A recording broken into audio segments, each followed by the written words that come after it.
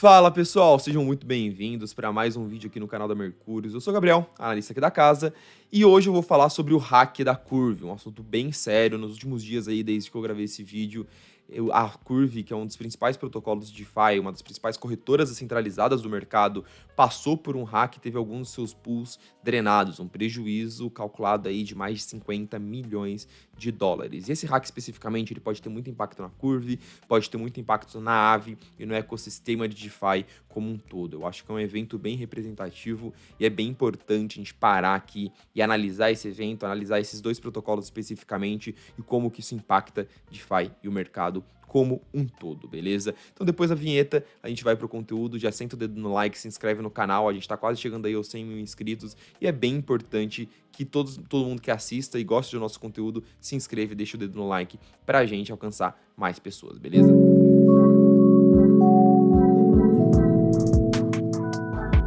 Pessoal, antes de eu continuar o vídeo, eu só queria lembrar vocês do Minuto Cripto. Minuto Cripto, nossa newsletter 100% gratuita, uma análise completa todo dia de manhãzinha no seu e-mail para você saber sobre o que está rolando no mercado cripto. Eu adoro o Minuto Cripto, acho que é a melhor fonte de informação para cripto, beleza? E eu saquei aqui o nosso minuto que a gente destacou o hack que sofreu da Curve. Então, sempre que tem esse tipo de evento aí no mercado mais urgente, a gente dispara um Minuto Cripto e avisa toda a nossa base. Então, se você não é inscrito, é 100% gratuito. É só se registrar no primeiro link aí na descrição. Eu recomendo muitíssimo, porque a gente faz com bastante carinho e é uma newsletter muito legal, beleza? Mas bora parar de papo e vamos continuar aí para o nosso conteúdo, porque é coisa séria, né? Bom, bora que simbora então. Primeiro, contextualizando o que é a Curve. A Curve é uma das principais corretoras descentralizadas do mercado cripto. Ela nasceu lá em 2020, então na época do DeFi Summer, é uma das mais antigas também do mercado. E ela se especializou ao longo do tempo em ser um hub de liquidez, de trade para pares estáveis, para stablecoins. E cresceu muito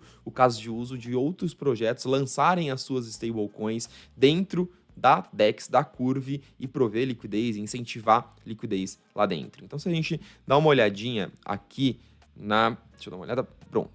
Se a gente olha um pouquinho aqui as maiores pools da Curve, hoje a gente tem disparado a maior pool da Curve, é uma pool bem característica chamada Tripool, né?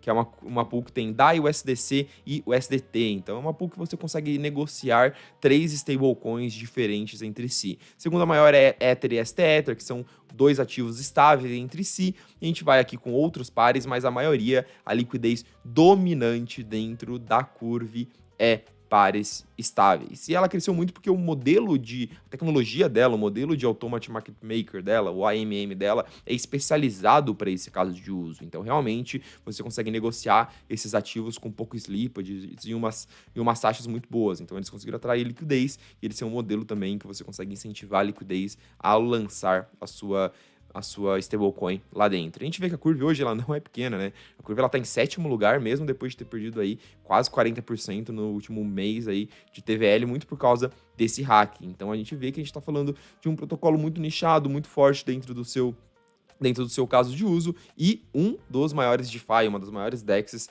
do mercado cripto. Por isso que é tão relevante esse hack. Beleza, entendendo o que é a Curve, vamos entender então o que foi esse hack, o que aconteceu de fato, beleza? Aqui a gente tem o tweet deles anunciando que o hack que o exploit tinha sido identificado. E o que aconteceu basicamente foi que eles encontraram uma vulnerabilidade em uma funcionalidade de um compilador para uma linguagem de programação chamada Vyper, em uma das versões dessa linguagem de programação, tá? Mais especificamente na versão 0.2.15 da linguagem Vyper, e que ela é utilizada em alguns pools específicos dentro da Curve.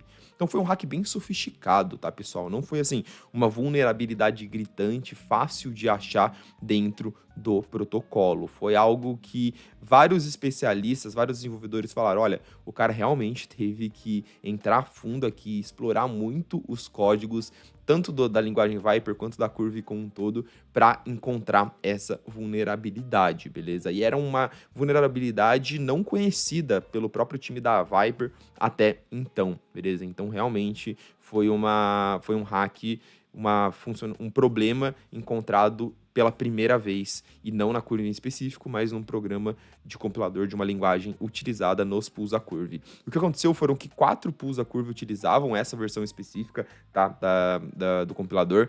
Os pools atacados, que foram drenados por causa disso, foram os pools P, ETH, PTH-ETH, AL-ETH-ETH, CRV-ETH e MS-ETH-ETH. Então, alguns pools menores, o maior deles era o pool CRV-ETH, e no total, uns 70 milhões de dólares foram drenados.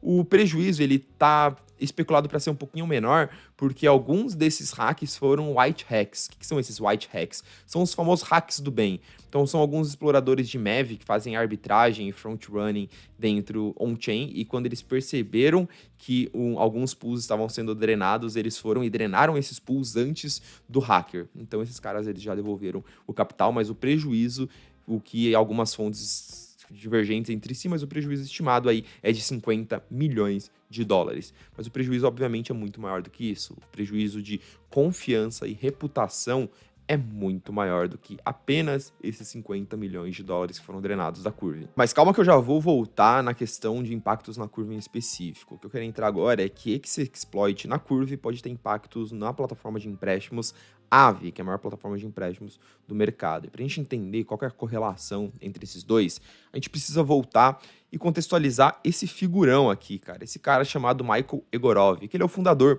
da Curve.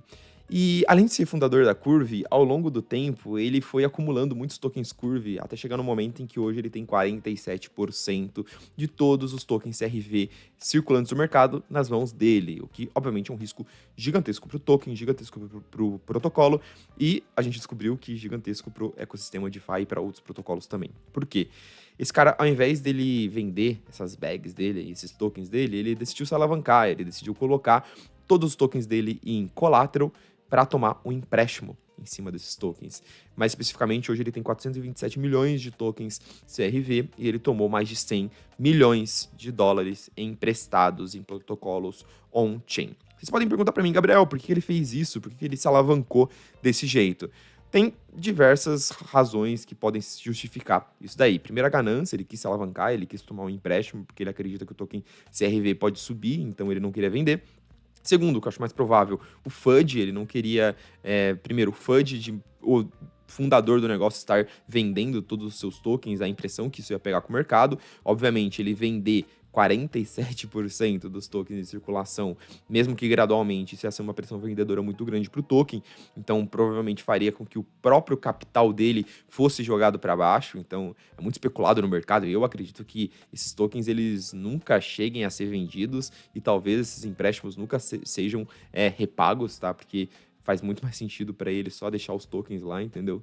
E por último também taxação. Ele conseguir ele vender isso e depois converter para fiat, esse cara invariavelmente ia ser taxado, então ele poderia fugir disso também. Mas o mais importante dessa história toda é que um protocolo sofreu exploit e 47% dos tokens desse protocolo está alavancado em diversos protocolos de empréstimo on-chain. Mas por que esse empréstimo aí se tornou agora um risco para a Aave e para a Curve também, para o token CRV como um todo? Porque esse empréstimo ele está próximo da sua liquidação, de ser liquidado. Então hoje a gente tem aí 293 milhões de dólares como collateral em token CRV e o preço de liquidação desse empréstimo está em 0,37 dólares. Nesse momento o token Curve está em 0,58 dólares, então é uma queda de um pouco mais de 30%. Um pouco mais de 30% liquida esse empréstimo, ou seja, faz com que esses 290 milhões de dólares em tokens CRV sejam jogados a mercado para fazer com que eles sejam vendidos, trocados por dólar e a Curve consiga, a Aave consiga garantir o que o Michael Egorov tomou emprestado, para que ela não fique com o que a gente chama de bad debt, de dívida ruim, ela não fique no prejuízo, ela consiga liquidar a sua garantia num valor maior do que foi tomado por empréstimo. Mas se é assim que funciona, por que isso é um risco?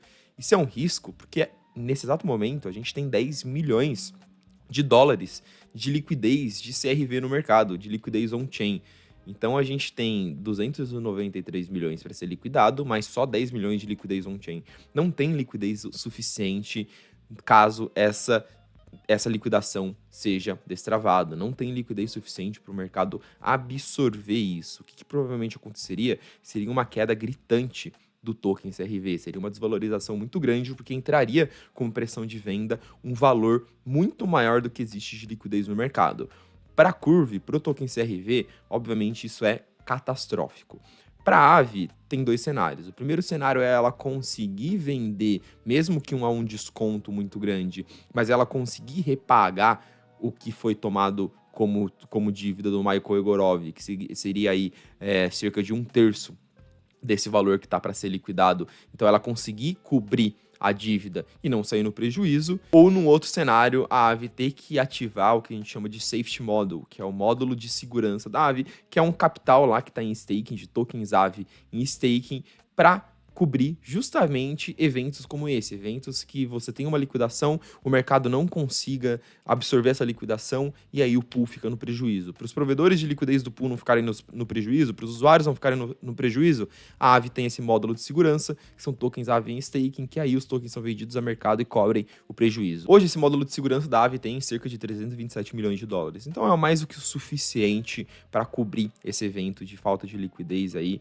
E eu acredito que no pior dos cenários, a Aave consegue cobrir esse prejuízo e se sair bem dessa. E o cenário que a gente tem no momento é um cenário em que o Michael Egorov está vendendo tokens CRV em mesas OTC. O que é isso? Basicamente, ele está vendendo tokens que não estão ainda em circulação, tokens que não foram destravados, que ele tem direito futuramente a esses tokens. Então, ele está vendendo o direito de, no momento que esses tokens forem destravados, alguém conseguir comprá-lo com um desconto. Ele já vendeu 72 milhões de tokens CRV, cerca de 28 milhões de dólares, mas ainda está começando a repagar seus empréstimos, mas muito pouco. Ele repagou cerca de 2, 3 milhões, se eu não me engano, dos seus empréstimos, abaixando bem pouco o preço de liquidação de cada um deles. Então, o que a gente deve ver é se esse cenário se escalar daqui para frente, ele vai ter grana para diminuir o seu preço de liquidação e talvez a gente não vê esse cenário catastrófico, mas isso é uma medida de remediação. O risco fica muito claro aqui, o risco de concentração, o risco de política monetária, de tokenomics, que tem o token CRV. E justamente sobre isso que eu queria falar para a gente fechar esse vídeo aqui, pessoal, sobre os impactos que esse hack teve no mercado, não só no curto prazo, mas agora no longo prazo. Começando pelos impactos na Curve, especificamente. Em cripto, principalmente em DeFi, reputação, segurança, confiabilidade é muito mais importante do que qualquer outra coisa. Seu protocolo ele pode ter o melhor marketing, pode ter ali o melhor UX, pode ser super colorido, super fácil, super intuitivo de utilizar. Se você algum dia já passou por algum hack, se algum dia você já passou por algum tipo de problema que coloca em xeque a confiança, a confiabilidade que o mercado tem em você, a chance de você conseguir retomar isso é muito pequena. E o que a gente está vendo hoje na Curve, infelizmente, tá? Porque é um protocolo bem legal e apesar das exoticidades aí do fundador, era um protocolo que, cara, é uma tecnologia que era útil e fazia bem pro mercado, tá? Apesar disso, o que a gente vem vendo é uma queda de 50% de TVL no dia. Então, uma fuga de liquidez, uma fuga de capital da Curve, muito por causa desse medo de se estar exposto ao protocolo. Eu acho muito, muito, muito difícil a Curve recuperar isso, e a gente vê que eles já vinham perdendo TVL, já vinham perdendo dominância, já vinham perdendo volume, beleza? Principalmente para Uniswap, quando a Uniswap baixou algumas taxas nos pools mais estáveis, ela conseguiu competir com a Curve. A Curve era dominante no Parse Tether da Lido com o Ether e ela veio perdendo dominância também. Então, queria deixar isso bem claro que, cara, confiabilidade e reputação é muito importante, fora o risco de tokenomics e política monetária que a Curve tem. Então, a gente não acredita que esse momento, que essa queda é alguma oportunidade de compra para a Curve, nem acreditamos que a Curve é uma terra-luna ou é um Ponzenomics ou alguma coisa do tipo. O protocolo, a tecnologia é algo bom, acredito que carece de vantagens competitivas para se manterem dominantes no longo prazo, mas é um protocolo bom, é um protocolo que até então vinha se mostrando seguro. Passou por esse hack, infelizmente eu acredito que eles não vão retomar a confiança do mercado. E do ponto de vista de liquidez e do usuário, eu, por exemplo, nunca utilizei a Curve e prefiro utilizar outros protocolos, como é o caso da Uniswap. E falando em Uniswap, se a Curve está perdendo usuário, está perdendo TVL, está perdendo volume, nesse momento, isso vai acabar invariavelmente migrando para outros protocolos, vai acabar migrando para outro lugar. E eu observaria um pouco de quem vai pegar esse nicho de mercado, tá? A Curve realmente ela é bem forte nesse nicho de pares estáveis. A opção mais óbvia, por questão de confiabilidade e a marca que tem, é a Uniswap, obviamente, que já estava roubando o market share da Curve há algum tempinho, mas eu estaria de olho na Maverick. A Maverick, eles têm um caso de uso mais especializado para pares estáveis e pares focados em liquid staking tokens, que era também um mercado muito grande dentro da Curve. Então pode ser que eles peguem essa demanda. A Maverick, um dia depois do hack da Curve, teve o maior volume diário, tá? Tem vídeo no canal aqui sobre a Maverick. Então é um cara que eu ficaria de olho, se ele pode absorver e voltar a crescer dentro desse nicho. Eu acho que pode ser um catalisador importante para esse protocolo. E por fim, esse tipo de evento precisa nos trazer alguma lição, algum ensinamento sobre o mercado cripto. E eu fiz um tweet aqui destacando alguns pontos que chamaram bastante a minha atenção. E o primeiro deles é que como existe muito risco em cripto, risco muitas vezes obscuros e que nós não conhecemos. O risco do desconhecido é o maior dos riscos. Então a gente vê que mesmo com um protocolo extremamente estressado pelo tempo, extremamente agitado, que nunca tinha passado por esse tipo de situação, acabou sofrendo um exploit grave e provavelmente perdendo a sua reputação para sempre. Tá?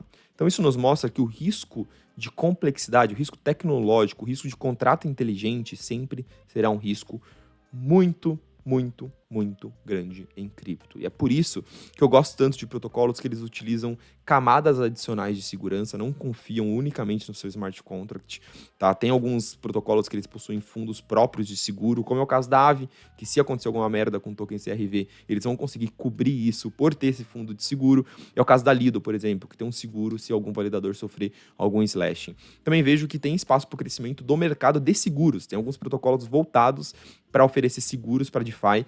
Vejo potencial crescimento dentro desse tipo de modelo de negócio. Mas o mais importante aqui é a gente entender que, cara, a segurança é muito importante, sempre voltar olhar para protocolos que possuem essas camadas adicionais de segurança, tá? Que possuem algum modelo de seguro, principalmente saber fazer a gestão de risco de forma decente, de forma segura dentro da sua carteira. A gente, por exemplo, tem uma alocação muito pequena em Aave porque a gente entende todos os riscos e que esse tipo de evento de cascata de liquidação pode acontecer para o ativo, por exemplo. Bom, no mais é isso, pessoal. Quis fazer uma análise mais detalhada aqui da situação e os possíveis impactos no mercado. Se você é um investidor do token CRV, eu no seu lugar reavaliaria a tese. Se você entrou agora acreditando que esse é uma boa oportunidade de compra, não é também a nossa visão em relação à situação. Lembrando que todas essas análises que eu compartilhei com vocês aí, principalmente no Discord, tá tudo rolando no Discord da Mercúrios, a gente discutiu tudo isso, os impactos no mercado e o impacto nas nossas alocações bem antes de vir aqui produzir esse vídeo. Então, se você tem interesse em ser Mercúrios Pro,